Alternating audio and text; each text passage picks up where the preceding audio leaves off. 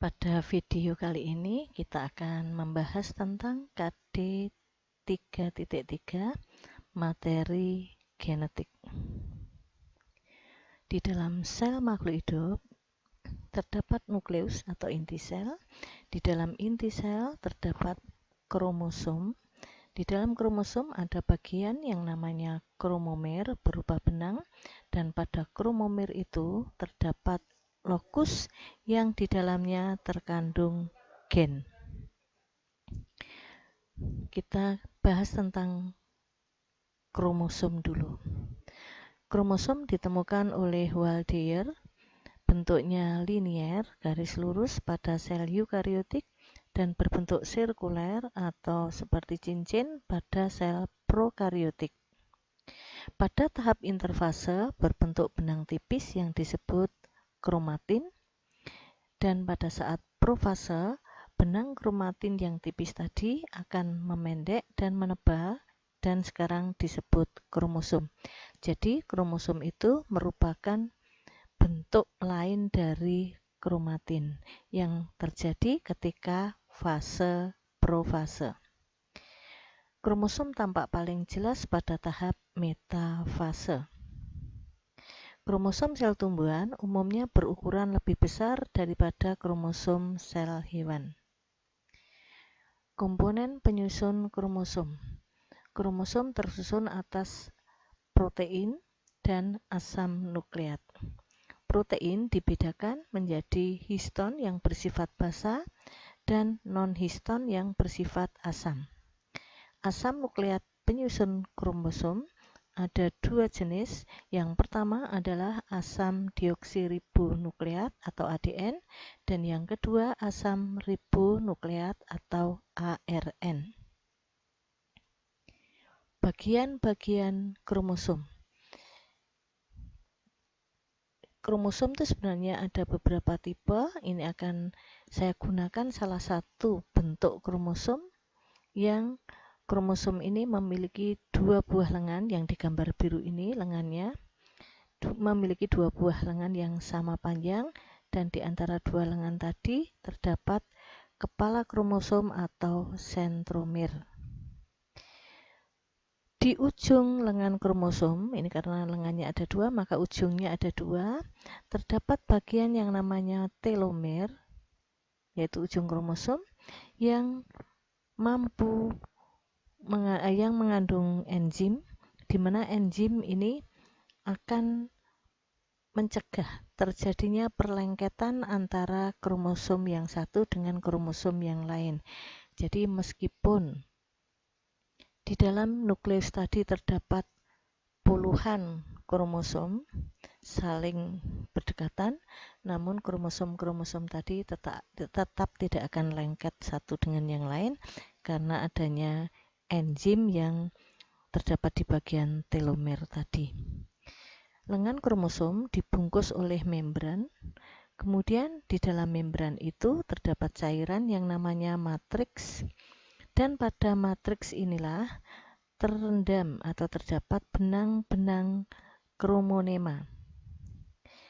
Benang kromonema tadi padanya terdapat berjajar-jajar bagian yang sangat peka terhadap pigmen namanya kromomer, dan di dalam kromomer itu terdapat lokus, di mana di dalam lokus tadi ada gen.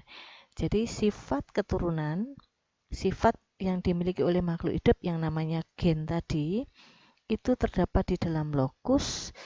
Lokus itu adanya di kromomer, dan kromomer itu terangkai di benang kromonema yang ada di dalam di dalam lengan kromosom.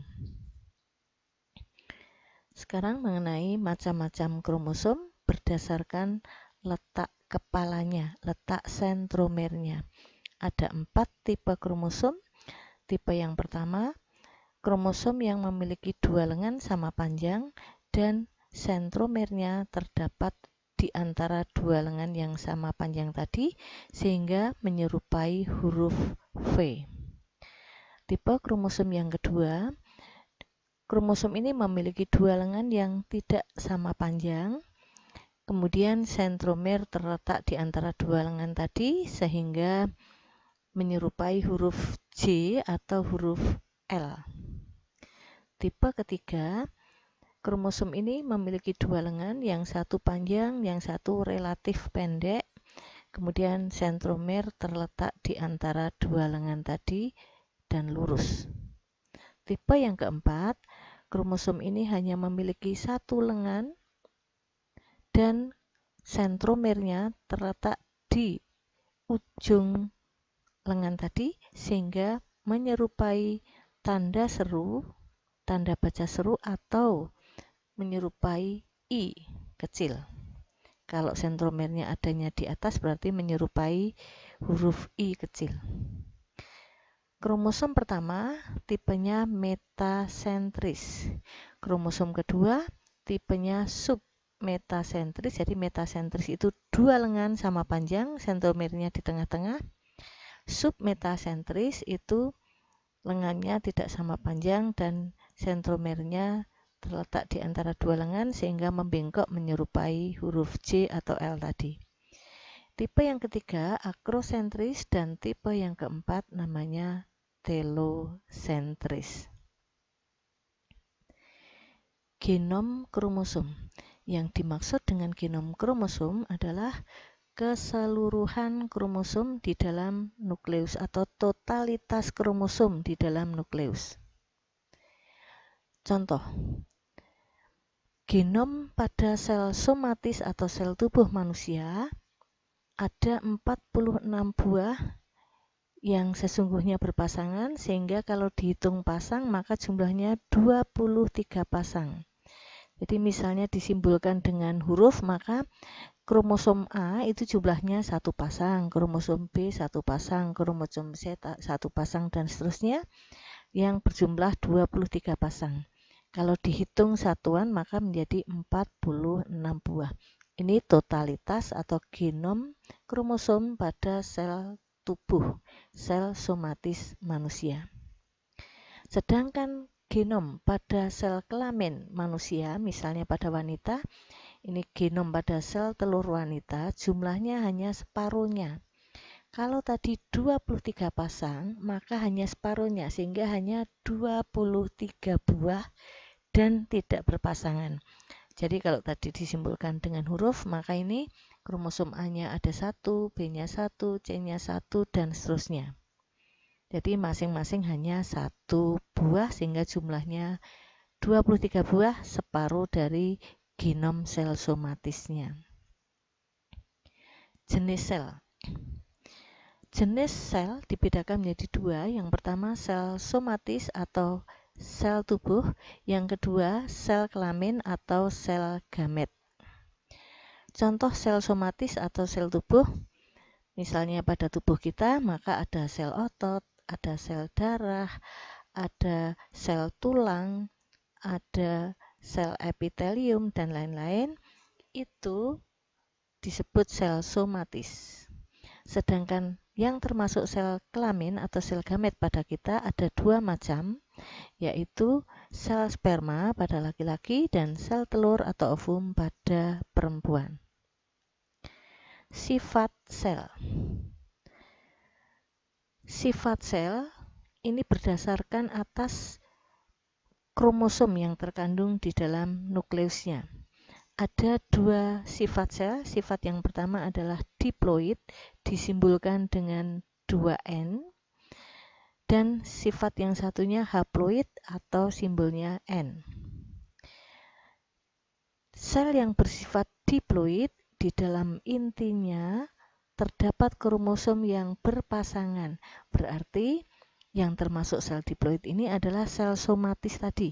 Ada sel darah, ada sel otot, ada sel rambut, ada sel kulit, ada sel epitel, dan seterusnya. Itu namanya sel somatis dan sifatnya diploid karena di dalam intinya terdapat kromosom yang berpasangan. Kemudian sel haploid, apabila di dalam intinya terdapat kromosom yang tidak berpasangan. Tadi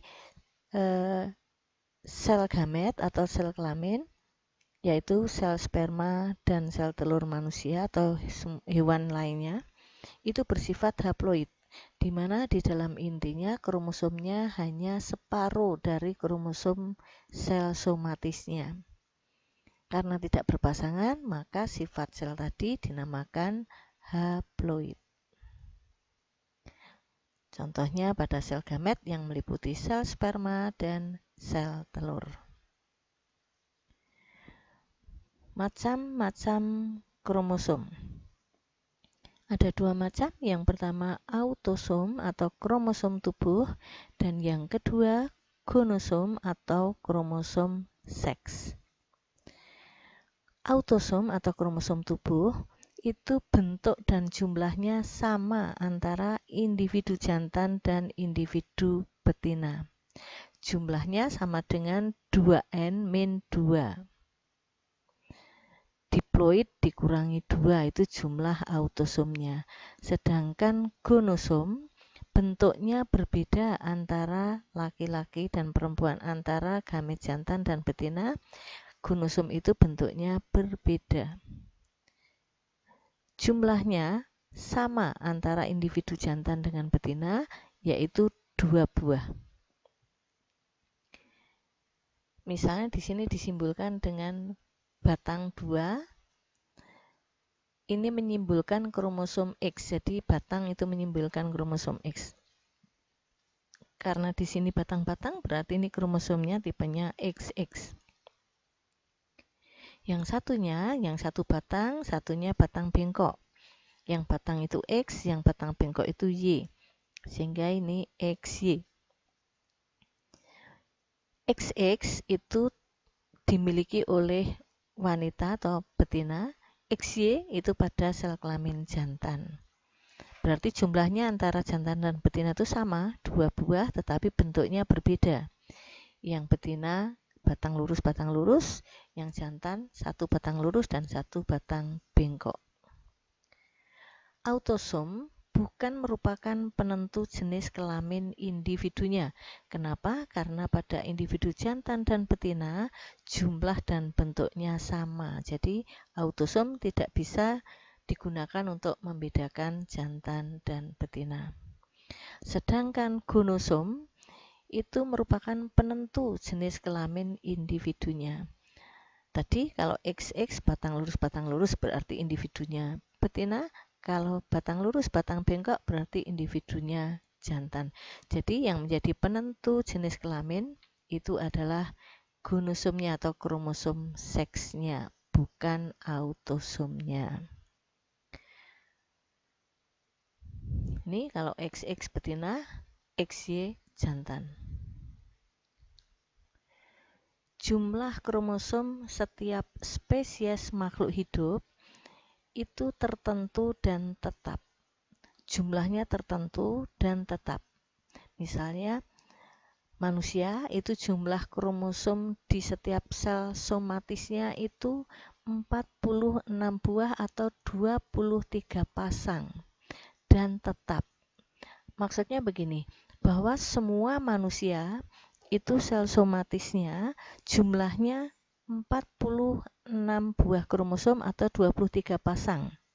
Dan tetap artinya tidak akan mengalami perubahan kecuali pada kasus-kasus yang sifatnya penyimpangan atau kelainan. Jumlah kromosom tiap spesies makhluk hidup itu berbeda-beda meskipun ada yang sama.